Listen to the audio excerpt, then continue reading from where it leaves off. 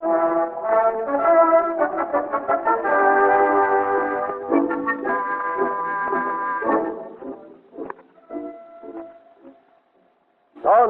of Porthos!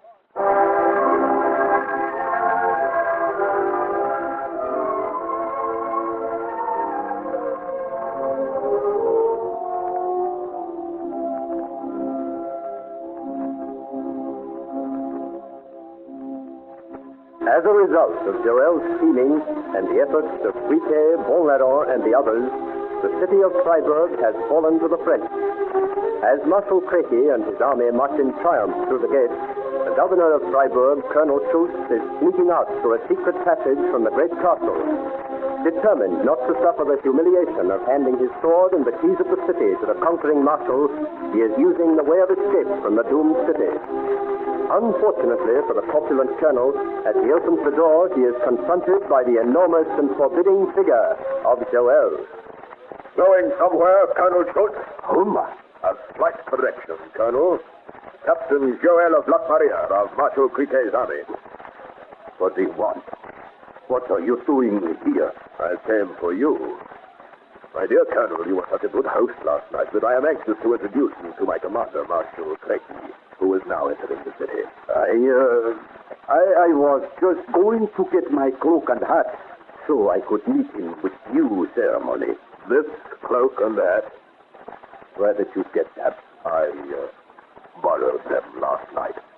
They were most useful, I assure you. But I am no thief and have brought them back to you that you may dress suitably for the handing over of Freiburg. Never. What did you say? Never. Freiburg you may have, but Franz Schultz, never.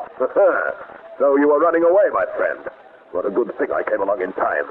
Marshal Créqui would have been most disappointed not to have met you. But you are too late. Look there. Where? Now I have you. No, you haven't.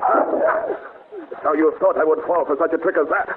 Oh, Colonel Schultz, you must be desperate indeed to try such a thing on me. Oh, no, my friend, don't edge around that way, for I am ready for you, and my sword shall speak for me if you go too far. Then let it speak. So you've tried to shoot me and failed. Now you try the sword. You may be oversized to frighten little children, but I'm not afraid. You stand between me and my friends. Do you think I will let you live?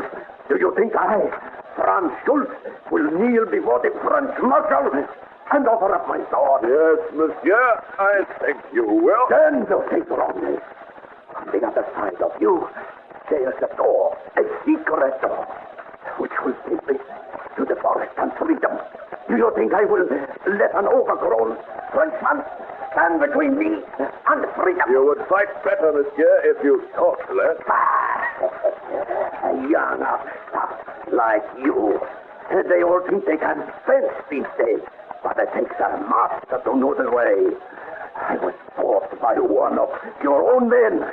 That should amuse you. A French musketeer taught me to use a sword. That's why I find your attack so easy to overcome. I know all your thrusts. Here's one perhaps you do not know.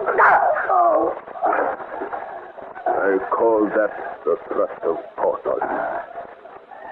Well, monsieur, have you anything to say? I am at your mercy, Captain. No, do not shiver, Colonel. I will not kill you. At least, not yet. There has been enough death in Freiburg this day. Besides, you have work to do. Work? I brought your cloak and hat. It is your duty to hand your sword and the city's keys to my Lord Marshal Créqui. I don't intend letting you miss that ceremony. Come now. The Lord is waiting in the square. I will carry your sword for you, just in case. Are you ready? Then march!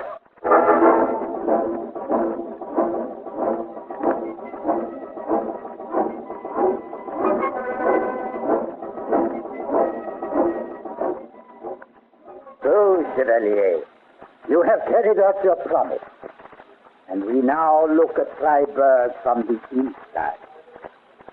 It is to you, Chevalier, we owe this victory to the King's arms. And to my comrades. Of course. I have already spoken with Captain Friquet and the good Bonlaurent. You are all to be congratulated on this day's victory. The impatience of youth has done well for itself today. Our campaign is over. Over? Do you mean... Technically. The ceremony in the square half an hour ago, when Colonel Schultz handed over his sword and the keys of Freiburg. At that moment, our campaign was over. With the capture of Freiburg, we have drawn the teeth of the Prince of Lorraine. France has no more to fear from Duke Charles. Of course, there are things to be done still, but the campaign is over. And the king only charged you to keep me by you until that was accomplished. That is so. But I have one more duty to require of you. The Lord, most willingly would I serve you in any way, but I am most anxious. You will not mind this duty, Chevalier, I assure you. Here are the flags handed over to us today by the enemy, the standards of the Imperial Regiment, the Connacht, and the Town Guard. Someone has to ride with them to Saint-Germain. You mean I am to take them? None is more worthy of the task, and none has better reason to make haste. My lord, the king shall have his flags without delay. I shall leave immediately. I knew I couldn't have chosen a more eager messenger. The keys of Freiburg also must be carried to His Majesty, and these I am entrusting to Captain Friete. So you will have company on your journey. I am more proud and happy than I can say. Take the flags then, Chevalier. And may good luck ride with you. I have no need to say that I am proud to have commanded such a one as you. You may rest assured that His Majesty will be notified of your part in the capture of Freiburg.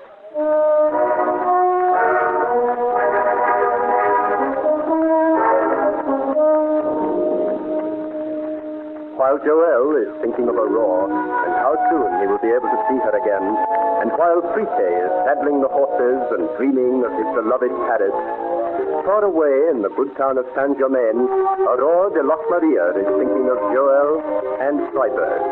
All unknowing of the exciting events that have taken place there, she sits this morning talking happily with her friend Françoise d'Aubigne. Now that the king has obtained peace at the Nimwegen Congress, they say at court that the cause of Duke Charles is quite hopeless. They say he has no army now with which to relieve Freiburg. And oh, Françoise, once Freiburg falls to us, then Joel will come home. I shall be as glad to see the giant as you will. Oh, no, Françoise. That would be quite impossible. Sometimes I think I live only when Joel is here.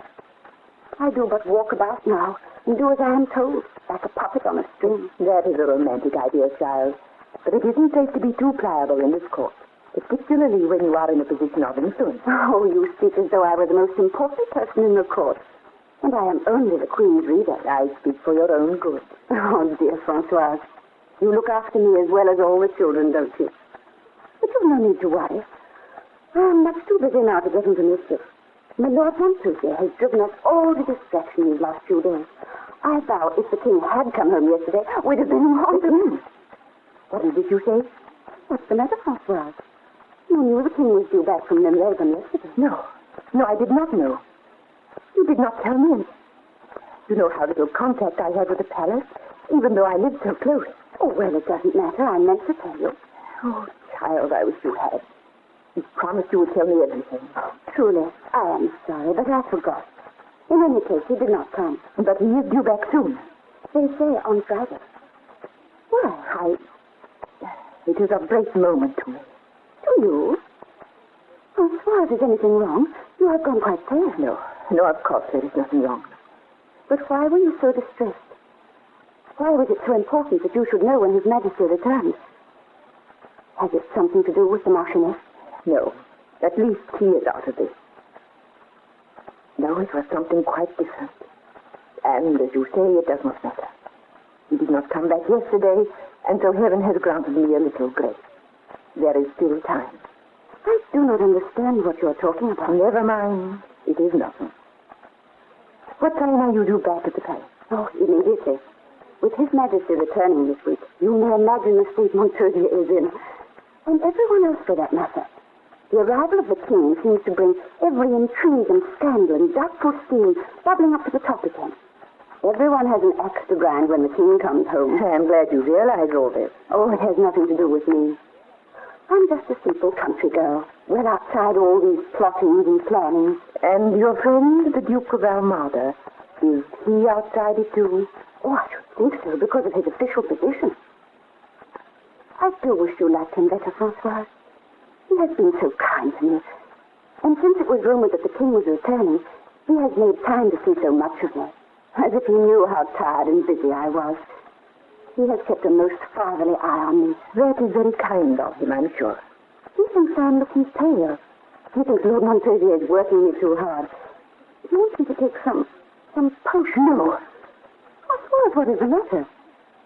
If you are not well, Aurore, you should see Her Majesty's doctor. He would prescribe for you. But there is nothing wrong with me. Unless perhaps I am tired and lonely for Joanne. Then do not take this potion recommended by the Duke. Why, you speak as if it would poison me. But I have taken it before. You remember, I told you how the Duke looked after me that time on the Sumeru Road when you went. Yes, I remember. But this time... Oh, Aurore, take care of yourself, I beg of you. Of course I shall. Don't worry on my behalf. Oh, now I must go. I'll come and see you again soon. Goodbye, Francois. Goodbye, Aurore. Goodbye, child. Honorum will let you out. And would you send him back to me? I have a message for him to deliver. I will. Goodbye. Oh, heaven help the child. Her eyes are too clear to detect the web that closes around her. Where is my quill and paper? I hoped I'd not have to write this note. But now I have no choice. To Chevalier de Loch Maria, private. Oh, is that you, Honorin? Come in. I have a message for you to deliver. It is most urgent and most confidential. I can trust it only in your hands and... Oh, my lady. Madame la Montespan. What are you doing here?